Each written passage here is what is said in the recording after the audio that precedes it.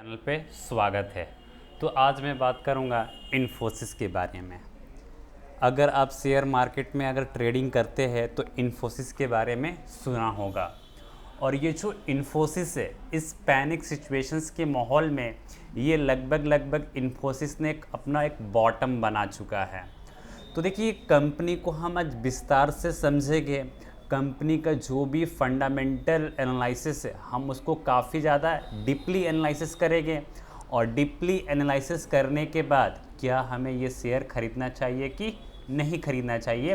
तो वीडियो लंबा हो सकता है और पूरा इन्फॉर्मेशंस के लिए इस वीडियो को ज़रूर देखें।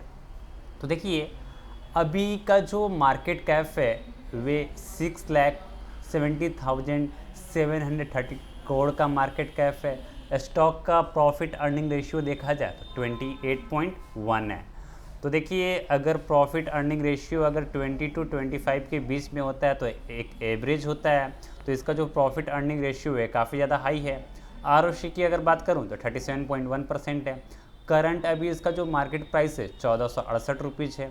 इसका जो बुक वैल्यू है ₹179 है। आरओई इसका 29% है।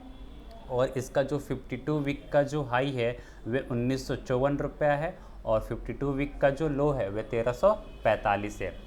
जो कंपनी है डिविडेंड 2.11% है और इस कंपनी का जो फेस वैल्यू है वे 5 रुपीज़ है। तो सबसे पहले हम इसके कंपनी के अंदर क्या पॉजिटिव न्यूज़ है और क्या नेगेटिव न्यूज़ है। तो सबसे पहले हम पॉजिटिव न्यूज़ के बारे में बात कर लेते। देखिए, जो कंपनी है वे बिल्कुल डेप्ट फ्री है, यानी कंपनी के ऊपर कोई कर्ज नहीं है। Company has a good return on a equity, मतलब अगर 3 साल का अगर ट्रैक रिकॉर्ड देखा जाए तो 27.24% का रिटर्न है, जो अपने आप में एक काफ़ी ज़्यादा एक शानदार रिटर्न है।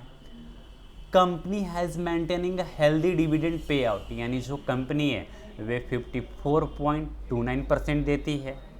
और कौन्स के मतलब होते हैं इसके नेगेटिव न्यूज़ क्या है। देखिए, जो स्टॉक है वे अपने बुक वैल्यू के कंपेयर में ये 8.2 टाइम्स पे हाई ट्रेड कर रहा है।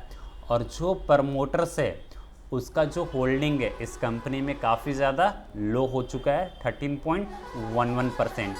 तो देखिए, कंपनी की अपने आप में एक मजबूरी होती है। किसी आपने कंपनी में देखा होगा कि जो प्रमोटर होल्डिंग्स होते हैं वे बिल्कुल 0% होते हैं।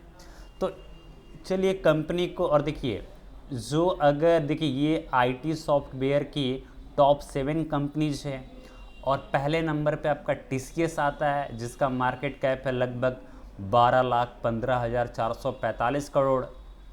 और जो इन्फोसिस का है वे 6,17,730 मार्केट कैप है। देखिए, कंपनी का जो सेल्स है, टीसीएस का जो सेल्स है 50,591 करोड़ है। और इन्फोसिस का अगर देखा जाए तो 32,276 करोड़ का सेल्स है क्वार्टरली बेसिस पे। आरओसी की अगर मैं बात करूं, रिटर्न ऑन कैपिटल एम्प्लॉय, तो देखिए टीसीएस का काफ़ी ज़्यादा है और इन्फोसिस का उसके कंपेयर में कम है। तो चलिए हम क्वार्टरली रिजल्ट के बेसिस पे देखते हैं और हम लास्ट के 10 क्वार्टर का रिजल्ट्स देखेंगे। देखिए, जो कंपनी का जो सेल्स था वे 21,803 करोड़ का था जून 2019 में। सितंबर 2019 में 22,629 करोड़ हो गया। दिसंबर 2019 में 23,092 करोड़ का हो गया। मार्च 2020 में 23,268 करोड़ का हो गया। जून 2020 में 23,665 करोड़ का है सेल्स। सितंबर 2020 में 24,570 करोड़ का सेल्स है। दिसंबर 2020 में 25,927 करोड़ का सेल्स है। मार्च 21 में 26,311 करोड़ का सेल्स है। जून 2021 में 27,896 करोड़ का सेल्स है। सितंबर 2021 में 29,602 करोड़ का सेल्स है। दिसंबर 21 में 31,867 करोड़ का सेल्स है। और मार्च 2022 में 32,276 करोड़ का सेल्स है। अगर वही कंपनी की अगर मैं नेट प्रॉफिट की अगर मैं बात करूं तो जून 2019 में 3798 करोड़ का प्रॉफिट है। सितंबर 2019 में देखा जाए तो 4019 करोड़ का प्रॉफिट है। दिसंबर 2019 में देखूं तो 4457 करोड़ का प्रॉफिट है। मार्च 2020 में देखूं तो 4321 करोड़ का प्रॉफिट है। जून 2020 में देखूं तो 4233 करोड़ का प्रॉफिट है। सितंबर 2020 की बात करूं तो 4845 करोड़ का प्रॉफिट है। दिसंबर 20 में देखा जाए तो 5197 करोड़ का प्रॉफिट है।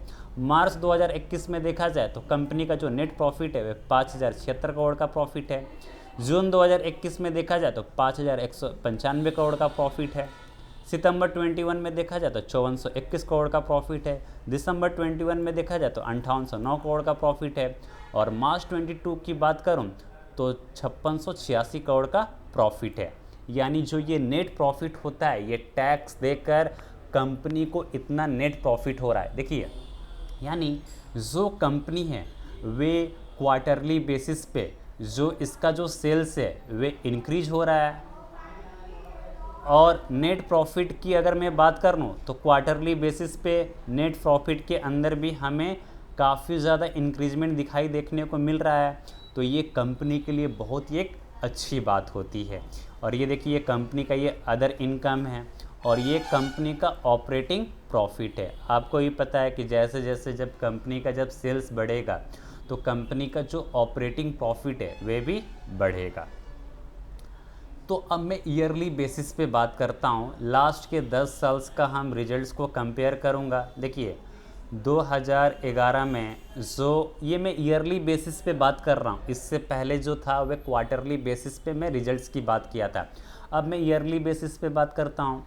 तो देखिए, कंपनी का 2011 में जो सेल्स था वह 27,501 करोड़ का है। मार्च 2012 में कंपनी का जो सेल्स है वह 33,734 करोड़ का है। मार्च 2013 में देखूं तो 40,352 करोड़ का सेल्स है। मार्च 2014 में देखा जाए तो 50,133 करोड़ का सेल्स है। मार्च 2015 में देखा जाए तो 53,319 करोड़ का सेल्स है। मार्च 2016 में देखा जाए तो 62,441 करोड़ का सेल्स है। मार्च 2017 में देखूँ तो 68,400 करोड़ का सेल्स है। मार्च 2018 में देखूँ तो 17,522 करोड़ का सेल्स है। मार्च 2019 में कंपनी का जो सेल्स है वह 82,675 करोड़ का सेल्स है। मार्च 2020 में देखा जाए तो 90,791 करोड़ का सेल्स है। मार्च 2021 में देखा जाए तो 1,04,72 करोड़ का सेल्स है।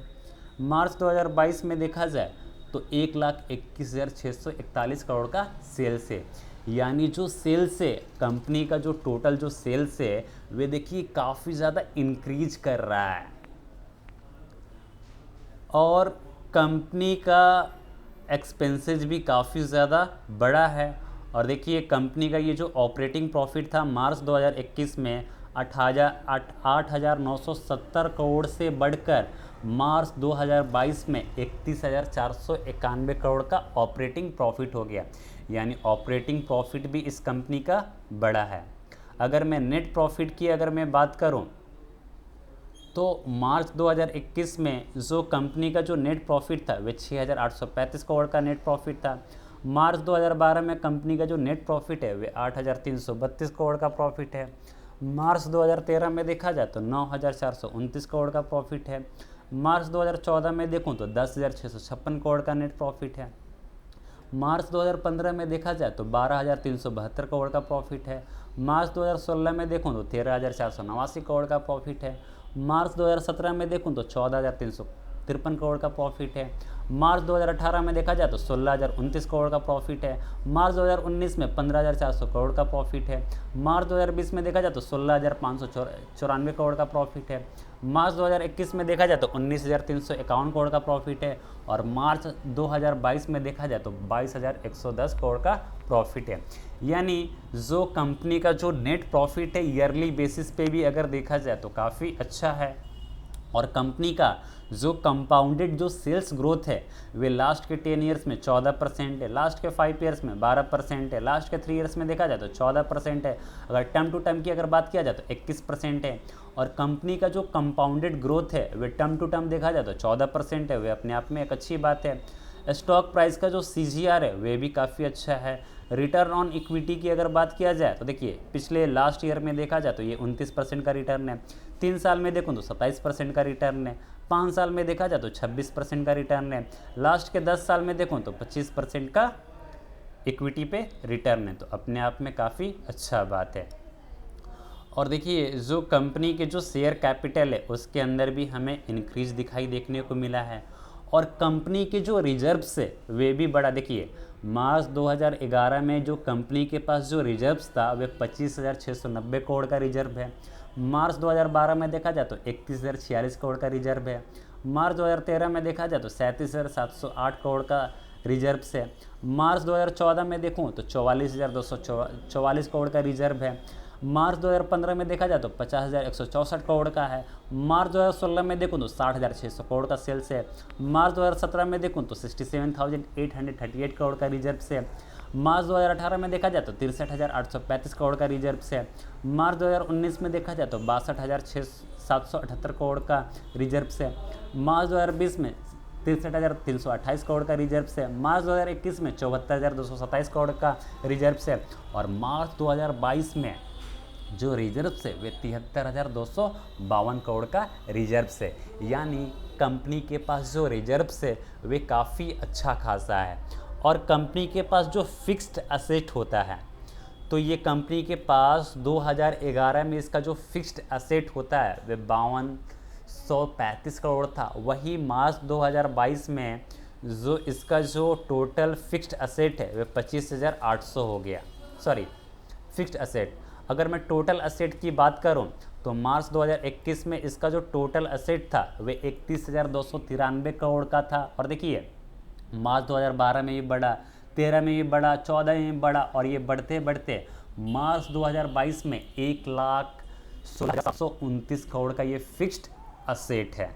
तो कंपनी आप में एक अच्छी बात होती है। और देखिए ये जो कंपनी का ये जो ऑपरेटिंग एक्टिविटी है वे भी काफ़ी अच्छा खासा है।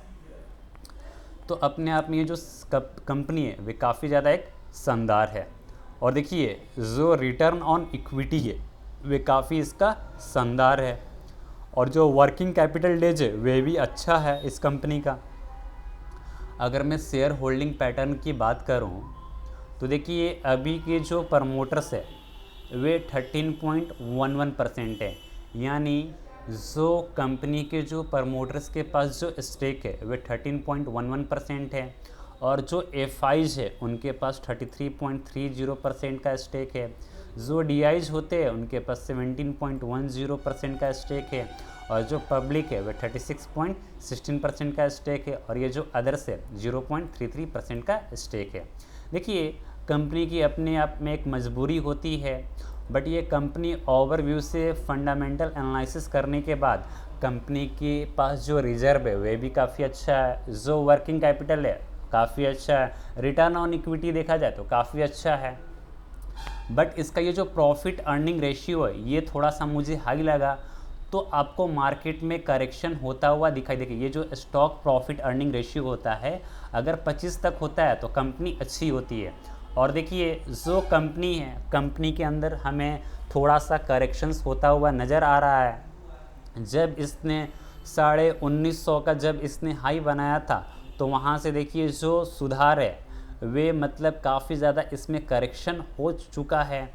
और मुझे लगता है कि और इसमें थोड़ा बहुत आपको करेक्शंस होता हुआ दिखाई देगा। तो अगर आप इस कंपनी में अगर आपको इस शेयर प्राइस को अगर बाई करना है तो वे 1400 रुपया के मतलब 1200 रुपया से लेकर 1400 रुपया के बीच में आप इसको ख़रीदारी कर सकते हैं। तो 1200 से 1400 रुपये का जो लेवल होगा वे आपके लिए अच्छा होगा, और मार्केट में आपको थोड़ा बहुत करेक्शंस और होता हुआ दिखाई देगा। और देखिए ये कंपनी जो है ये अपने ऑल टाइम पे ये कंपनी काफ़ी ज़्यादा हाई पे ट्रेड कर रहा है। यानी अभी तक जो कंपनी है वे 12,580% का जो शानदार रिटर्न है वे दे चुकी है। तो आने वाले दिन में जो कंपनी है वे आपको काफ़ी अच्छा करके देगी। और आपका जो पैसा है यानी आप जो बैंक में जो फिक्स्ड डिपॉजिट करते हैं तो इससे अच्छा है कि आप इन्फोसिस के शेयर में डालकर भूल जाइए या टीसीएस के शेयर में डालकर भूल जाइए। तो आपका जो ये पैसा है 10,000 रुपीज़ है तो वे आपको 20 साल में ये मुझे लगता है कि 10 से 20 लाख रुपया बनाकर दे सकता है। तो आप इसमें वॉच आउट करते रहिएगा और जैसे ही आपको सही लेवल मिलता है तो आप इसके अंदर बाई कर सकते हैं। और जो कंपनी का जो टारगेट प्राइस रहेगा वे 4000 से 5000 प्लस का जो टारगेट प्राइस है वे शॉर्ट टर्म के लिए होगा, क्योंकि मुझे लगता है कि जैसे ये पैनिक सिचुएशंस ख़त्म होगा तो ये जो कंपनी है वे 4000 5000 का जो लेवल है वे आपको आसानी से टच करता हुआ नज़र आएगा। वीडियो अच्छा लगा हो तो अपने दोस्तों के साथ शेयर कीजिए और चैनल को सब्सक्राइब करना ना भूलें। जय हिंद, जय भारत।